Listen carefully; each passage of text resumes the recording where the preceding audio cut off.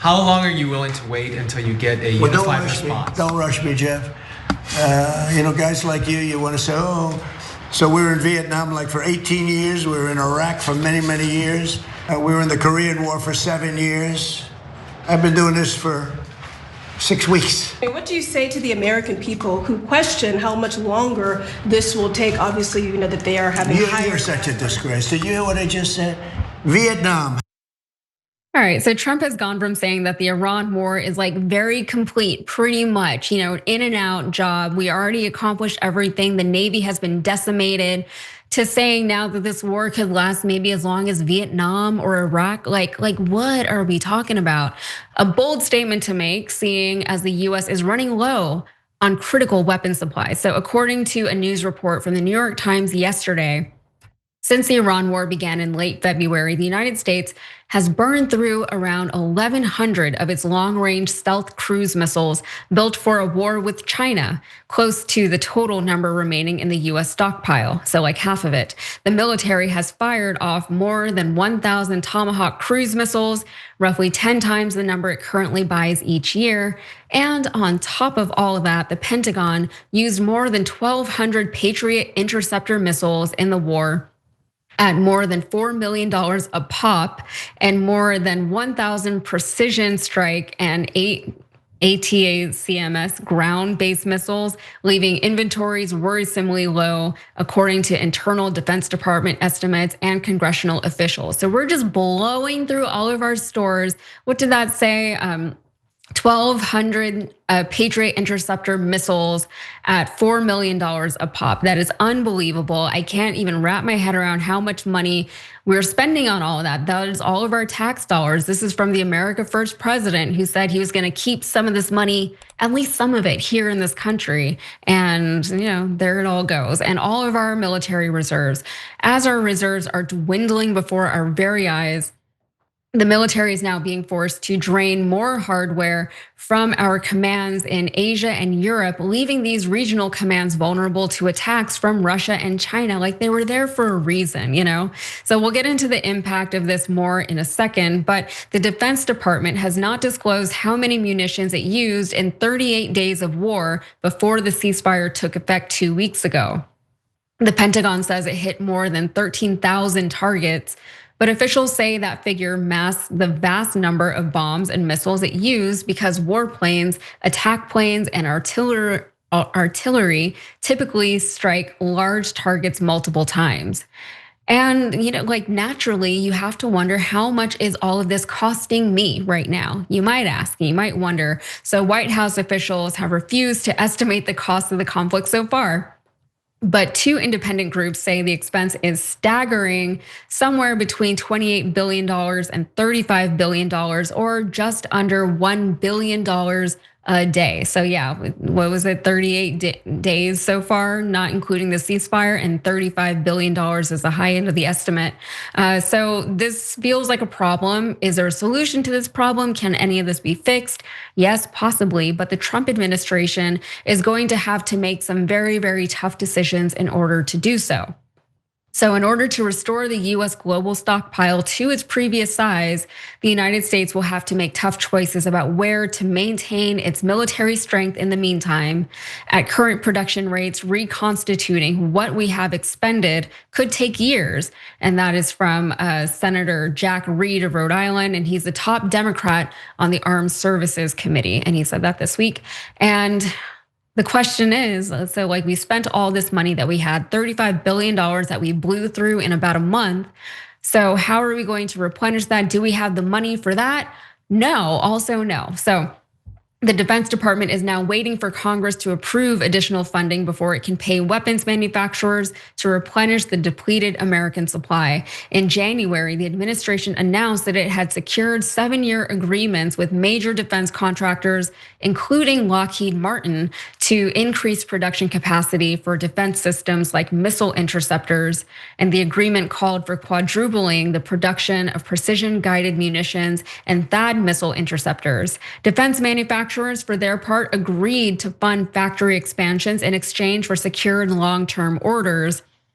But officials said that there had been no movement to actually begin to the expanded production because the Pentagon was scrambling to find the funding. So like in a time when they would continue to be building and like start to replenish it, nothing is happening because there is no funding. Congress, I mean, like, isn't the government still partially shut down? Like, did I miss that?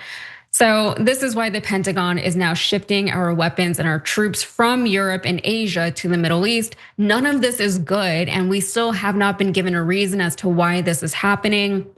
At least not an official reason from our president. Instead, he's just putting more of our stuff there, endangering all of our other little pockets of defenses that we have everywhere else. And he's kind of just like trashing all of American military strategy that has been being built at least for the last several decades. So over in Europe, the war has led to depletions in weapon systems critical for defending the eastern flank of NATO from Russian aggression, according to Pentagon information reviewed by the New York Times. And a problem described as serious was the loss of surveillance and attack drones. The demands of the Iran war have also curtailed exercises and training. And according to military officials, this hurts the ability to mount offensive operations in Europe, as well as deterrence of potential Russian attacks.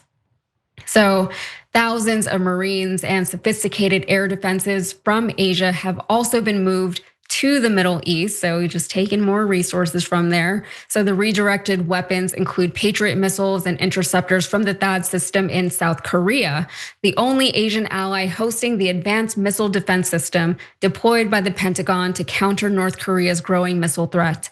Now, for the first time, the system's interceptors are being moved away, according to American officials. Okay, so of course the administration is going to deny any of this. They don't even want to estimate the cost of this war because they know that once they do, it's going to be reported everywhere. Like even Fox News might have to say something about it.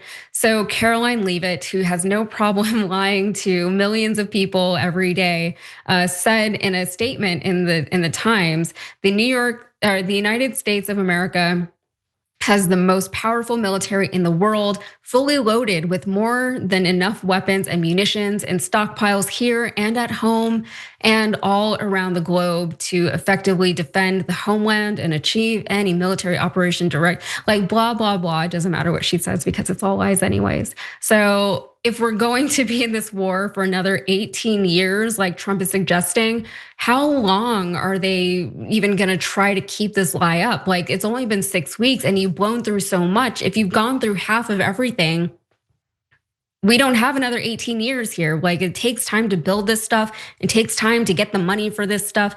I guess that, I mean, like there's another story we're gonna talk about with one of Trump's plans to get more money into this country. That comes up in the bonus episode, so stick around for that. But Sharon, what is the end game here? Do they have an end game? And like, why won't they tell us what it is? Because they don't know.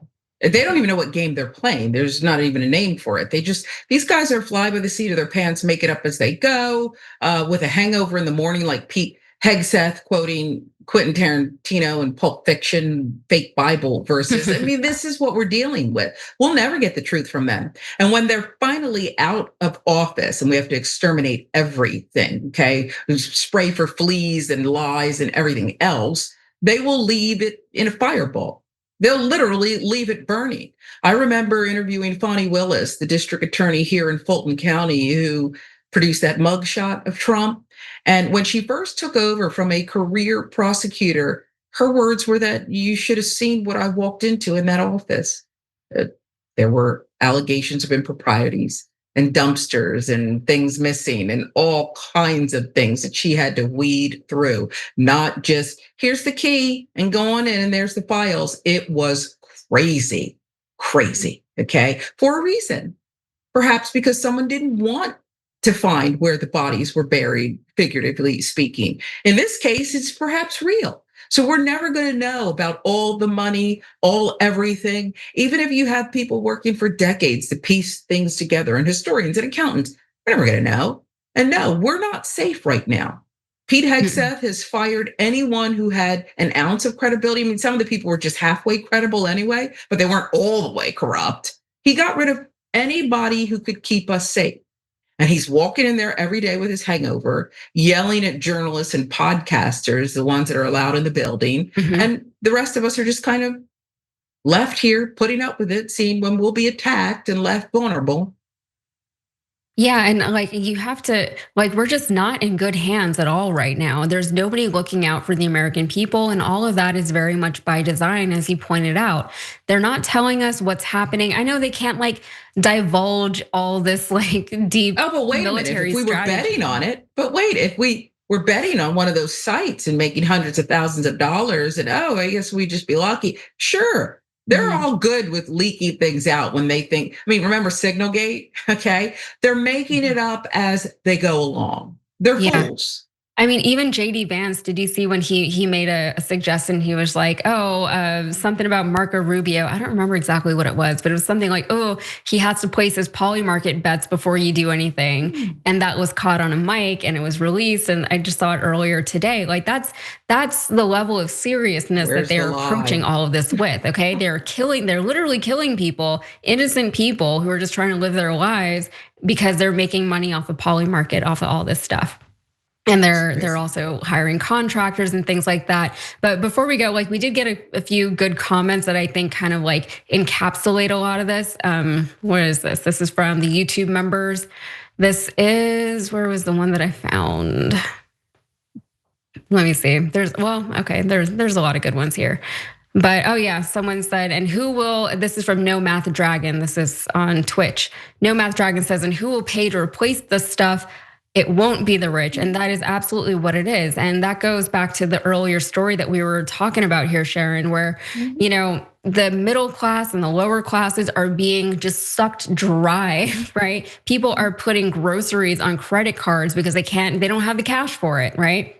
But it's like, as long as you're still until you're literally starving, you will find a way to pay it. And we're just gonna keep upping the prices until, I guess, we're all just literally starving and can't eat, until we're just eating like, I don't know, ketchup and Wonder Bread or whatever, ketchup's pretty that's expensive. What they want. I gotta be honest with you, it's pretty expensive. Maybe not ketchup then, we don't get to. No, you're right. And good luck going to the food bank because there's nothing there, and not because people aren't well-intentioned, but because, as you said, bleeding us dry. And the only good thing about bleeding us dry will be that we'll have nothing left to be quiet about. And it'll be time to, it's like the Boston Tea Party type stuff and worse. We'll have nothing left to do but to fight to get our dignity and our rights back. And while I don't want people to hit rock bottom, there's people fighting now, but you know what I mean? Where we all say, okay, now you've gone too far and I'm done. And that's the only silver lining that I see with this kind of conduct. They really think that we have no limit. They can just beat us down into suppression, and then it's just nothing's gonna happen.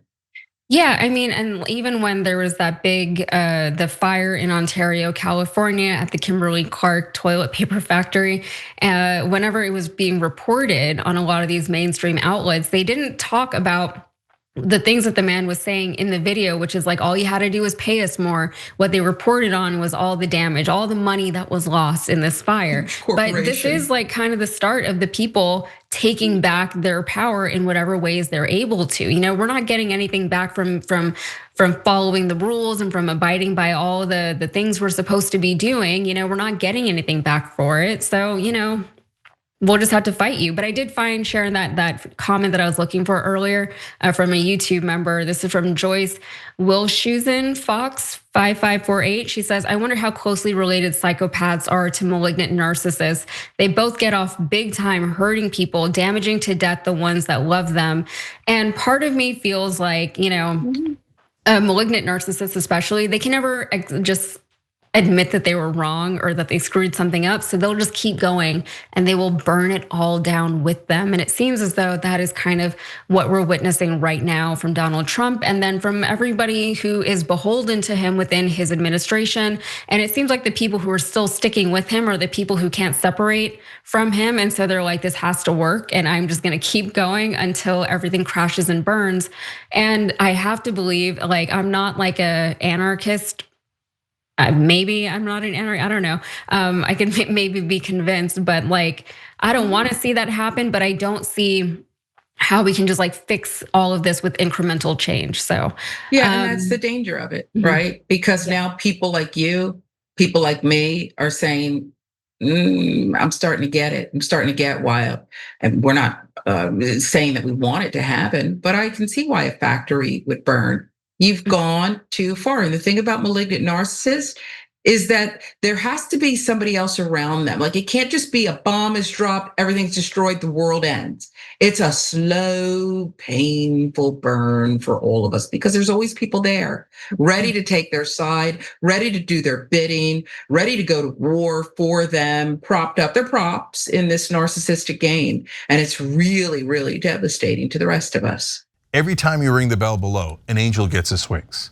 Totally not true, but it does keep you updated on our live shows.